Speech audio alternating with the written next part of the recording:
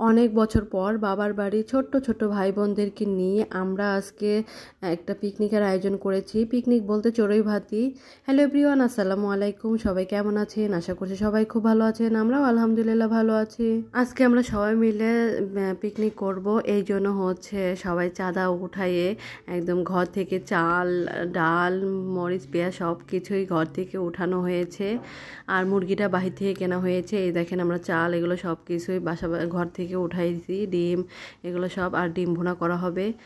আর অনেক বছর পর এরকম আয়োজন করা হচ্ছে, অনেক ভালো লাগতেছে। আর এখানে আমার কাকি মরিচ পেঁয়াজ কেটে দিচ্ছে, আর আমার বোন রান্না করতেছে। আমরা বাবার বাড়িতে গেলেই ভাই বোন বলবে চলো আপু আমরা একটু পিকনিক করি, আর তাদের আবদার পূরণ করার জন্য এই আয়োজনটা করা হয়েছে। আমাদের রান্নাটা মোটামুটি হয়ে গিয়েছে, শুধুমাত্র এখন ডিম ভুনাটা হইলেই আমাদের রান্না হয়ে যাবে। তারপর আমরা সবাই খাওয়া দাওয়া করে নিব। আর অনেকের মিলে রান্না হচ্ছে, এই জন্য একটু লেটও হয়ে গিয়েছে।